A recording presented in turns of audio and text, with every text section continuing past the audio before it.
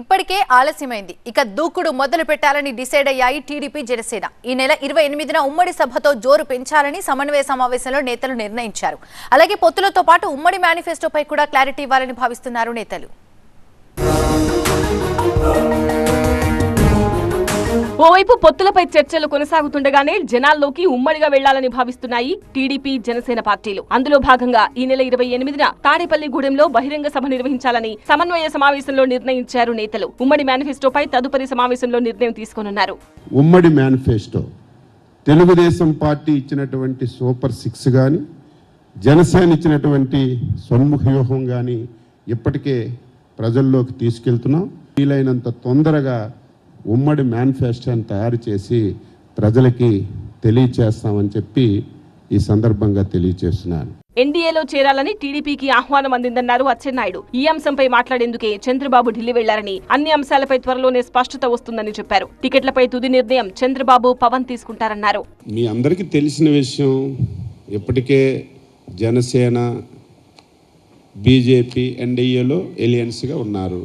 తెలుగుదేశం పార్టీకి ఆహ్వానించారు. ఎల్లి మా అధ్యక్షుల వారు మాట్లాడారు. ఇంకా చర్చలన్నీ జరుగుతున్నాయి. అతి తొందరలోనే ఫైనల్ అవుతుంది. మీ అందరికీ చెప్తాం. అందులో దాపరికం ఏం లేదు కదా. టీడీపీ జనసేన ఉమ్మడి కార్యక్రమాలకు త్వరలోనే బీజేపీ కూడా జతగలుస్తుందన్నారు నాదెండ్ల మనోహర్. అతి త్వరలోనే 3 పార్టీల ఉమ్మడి ప్రణాళికపై ఒక నిర్ణయం వెలువడుతుందని చెప్పారు. ఇవన్నీ కూడా గడప గడపకు తీసుకెళ్లేటట్టు ఇరు పార్టీల క్యాడర్ కలిసి పనిచేసుకున్నాయి. భారతీయ జనతా పార్టీతో మేము చేయాల్సిన కార్యక్రమాలు పొత్తులో భాగంగా ఆ నిర్ణయాలు తీసుకున్న తర్వాత ఉమ్మడి ప్రణాళిక సమిష్టిగా చేసే కార్యక్రమాలు కలిసికట్టుగా చేస్తాం. తప్పకుండా బహుశా కొద్ది రోజుల్లోనే అది కూడా ఒక కొలికి వస్తాం నమ్మకంలో ఉంది. మరోవైపు ఎన్నికల నేపథ్యంలో ప్రజాపోరు కార్యక్రమంతో ప్రజల్లోకి వెళ్లాలని భావిస్తోంది బీజేపీ. ఈ నెల 27న ఏలూరులో నిర్వహించనున్న బీజేపీ బూత్ లెవెల్ కమిటీ కార్యకర్తల సమావేశానికి కేంద్ర మంత్రి రాజ్నాథ్ సింగ్ హాజరు కానున్నారు. రాష్ట్రంలోని అన్ని స్థానాల్లో పోటీ చేసేందుకు పార్టీ సిద్ధంగా ఉందన్న పురంధేశ్వరి తన పోటీపై అధిష్టానం నిర్ణయిస్తుందన్నారు. ఇంతకు ముందు ఒకసారి ప్రజాపోరు యాత్ర చేయడం జరిగింది. అది విజయవంతమైనటువంటి సందర్భంలో ఎన్నికల నేపథ్యంలో ఇంకో 45-50 రోజులు, ఒక 2 నెలలు మనం ఎన్నికలకు వెళుతున్నటువంటి సందర్భంలో ఈ ప్రజాపోరు యాత్ర మాధ్యమంగా ప్రజలకి చేరువ కావాలి.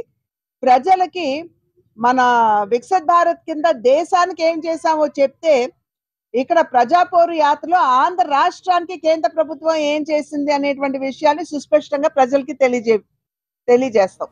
ఓవైపు అధికార వైసీపీ అభ్యర్థులను ఖరారు చేస్తూ ప్రచారాన్ని కూడా ముమ్మరం చేసింది. కానీ టీడీపీ జనసేన బీజేపీ పొత్తుపై ఇంకా స్పష్టమైన ప్రకటన కూడా వెలువడకపోవడంతో, అభ్యర్థుల ఎంపికపై ఎటూ తేల్చకపోవడంతో ఆ పార్టీల క్యాడర్లో అయోమయం నెలకొంది. దీంతో వీటికి త్వరలోనే ముగింపు పలకాలని పార్టీలు భావిస్తున్నాయి.